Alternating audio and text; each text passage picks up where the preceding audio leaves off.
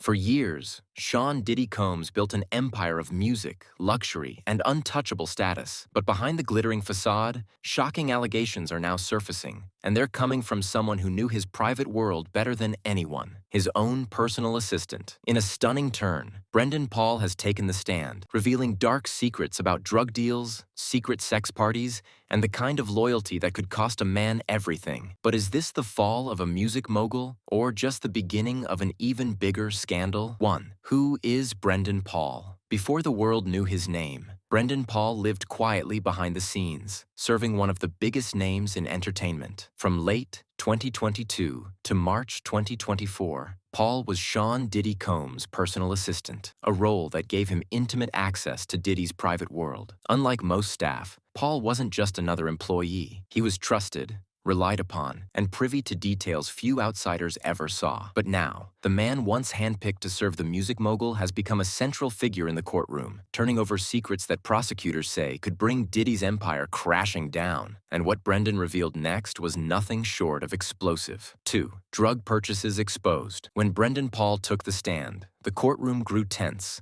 Under oath, he admitted to something that prosecutors say pulls back the curtain on Diddy's private habits: buying drugs. Paul detailed how he was regularly sent to purchase marijuana, spending over $4,200, along with hundreds of dollars more for ketamine. But that wasn't all. Jurors were shown text messages where Paul casually requested reimbursements from Diddy's security team. In one message from February 14, 2024, Paul wrote bluntly, "You get me Xans," a clear reference to Xanax. But perhaps the most damning moment came when Paul confirmed seeing Diddy himself using cocaine and ecstasy right in front of him. The prosecution argued these weren't isolated events. They were part of a pattern. Yet when pressed by the defense on whether drugs were a big part of his job, Paul insisted, absolutely not. Still, these confessions were just the beginning of a much darker revelation. 3. The Wild King Nights, setting up sex parties. As the testimony continued, Brendan Paul unveiled an even more disturbing side of his duties: organizing secret sex parties known as Wild King Nights. These weren't ordinary gatherings. According to Paul, his job was to meticulously prepare luxury hotel rooms in advance. He would stock them with specific items: lubricant, baby oil, expensive liquor, and a designer Gucci pouch filled with hard drugs.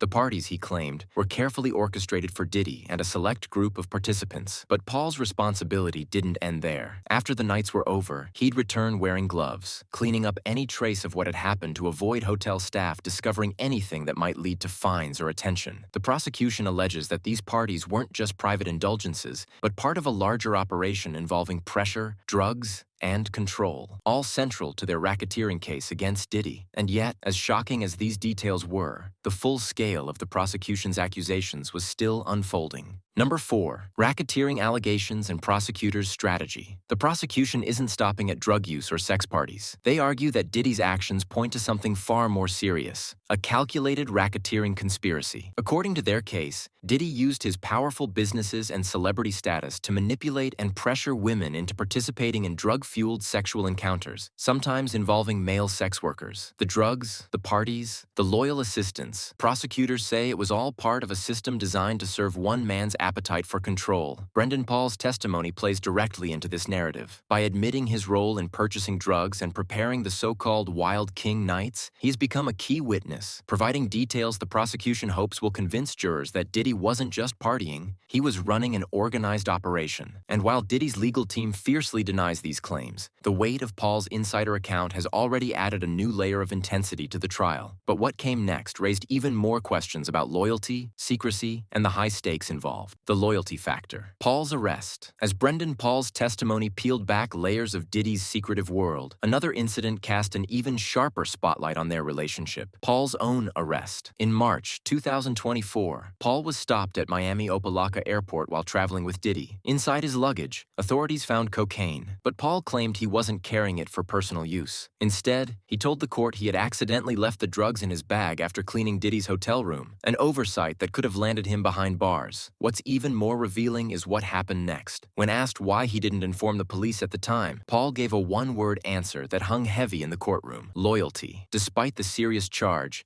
the case against him was eventually dropped, fueling speculation about the lengths Paul was willing to go to protect his former boss. Prosecutors argue that this incident shows the depth of control Diddy held over his inner circle, a network of loyalty that may have enabled his alleged misconduct to continue unchecked. But Diddy's defense team has a very different story to tell. 6. Diddy's defense strategy. While the prosecution builds a picture of manipulation and control, Diddy's defense team is working aggressively to dismantle it. From the very beginning, Diddy has pleaded not guilty to all 5 criminal charges. His attorneys insist that every sexual encounter mentioned in court was fully consensual, with all participants willingly engaging in the activities that took place. The defense argues that Brendan Paul's testimony has been twisted to fit the prosecution's narrative. They point out that while Paul admitted to purchasing drugs, he also made it clear that it was a minor part of his job and that he was never forced or directed to act as a drug mule. For Diddy's legal team, the prosecution's case relies heavily on speculation and assumptions, not hard proof of criminal conspiracy. As the defense prepares to present its side, they're betting that the jury will see these events not as a criminal enterprise, but as the private, consensual lifestyle of a wealthy celebrity. But even if Diddy wins in court, the damage to his reputation may already be irreversible. Number 7. The bigger picture. What's at stake? This case isn't just about one man's guilt or innocence. It's about power, influence, and the dark underbelly of celebrity culture. If prosecutors succeed in proving a racketeering conspiracy, it could dismantle Diddy's decades-long empire, one built on music, fashion, business, and immense public influence. But beyond Diddy himself, the trial raises unsettling questions about how far loyalty can be stretched, how deeply silence can be bought, and how blurred the lines become when fame shields questionable behavior. For years, Diddy stood as a symbol of success and resilience in the entertainment industry. Now, every detail spilling out in court chips away at that image, exposing what some believe to be years of hidden exploitation masked by wealth and status. And as the trial moves forward, many are left wondering how many others in the entertainment world might be hiding similar secrets,